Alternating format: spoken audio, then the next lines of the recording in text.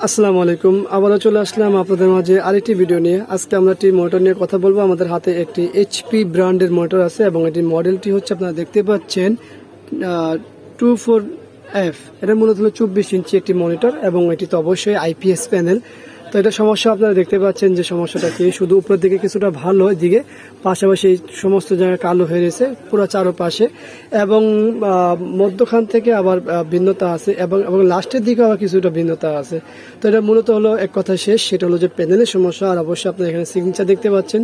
তো আমরা দেখবো সমস্যাটা, অবশ্যই তো বললামই প্যানেলে, তো এটা সমাধান হয় কিনা সেটা আমরা দেখবো। আর তার আগে আমরা আসলে আরো কিছু একটা আপডেট দিব, সেটা হলো কি, সেই বিষয়টা হলো যে এখানে আমাদের বেশ কিছু মনিটর আছে। আপনারা দেখতে পাচ্ছেন এইচপির এখানে প্রায় 5টা মনিটর আছে, একই মডেল, একই জায়গার থেকে আসা। তো এইগুলো হলো মূলত হলো একই জায়গাতে আসে। তো এটি একটি সরকারি প্রতিষ্ঠানের কাজ। তো আমরা এখানে চেষ্টা করব যে আপনাদের মাঝে শুধুমাত্র ইনফরমেশনগুলো দেওয়া, যে এই মনিটরগুলো রিপেয়ার হয় কিনা।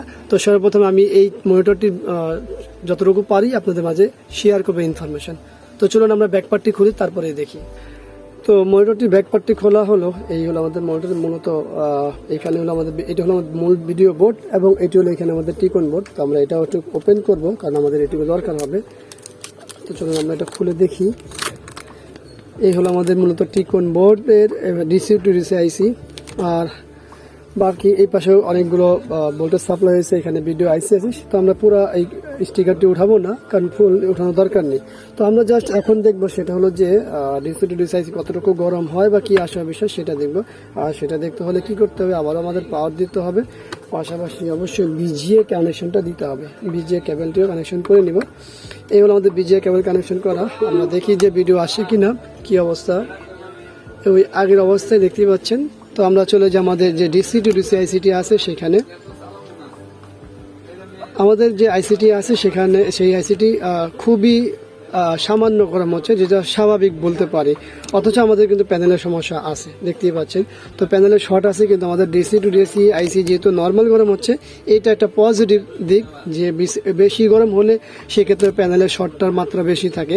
যদিও এই জায়গাটিতে অনেক পরিমাণই শর্ট দেখাচ্ছে পুরাটা স্ক্রিনই, কিন্তু তারপরও এই আইসি যেহেতু কম গরম হচ্ছে, এটা হলো আমাদের পজিটিভ দিক।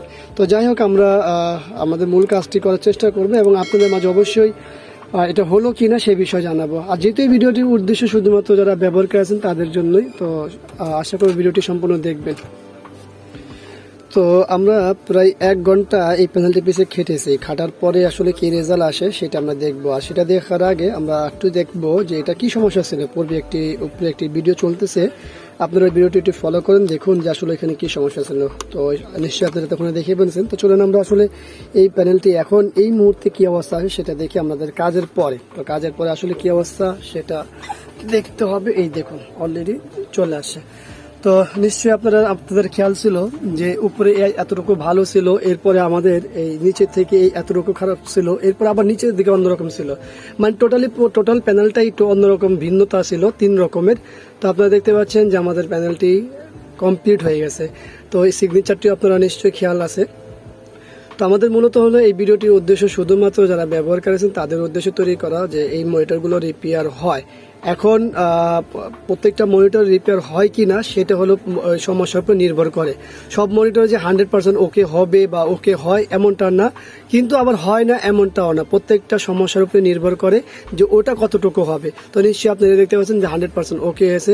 তো আশা করব ভিডিওটি ভালো লাগবে। ভিডিওটি ভালো লাগলে অবশ্যই লাইক করবেন, কমেন্টস করবেন, শেয়ার করবেন। আর অবশ্যই আমাদের এই চ্যানেলটি সাবস্ক্রাইব করে রাখবেন, পাশে থাকা বেল বাটন চাপ দিয়ে রাখবেন। আবারও চলে আসবো অন্য কোনো ভিডিওতে, দেখা হয়ে যাবে আপনাদের সাথে। আজকের মতো এখানে বিদায়। আসসালামু আলাইকুম ওয়া রাহমাতুল্লাহি ওয়া বারাকাতুহু।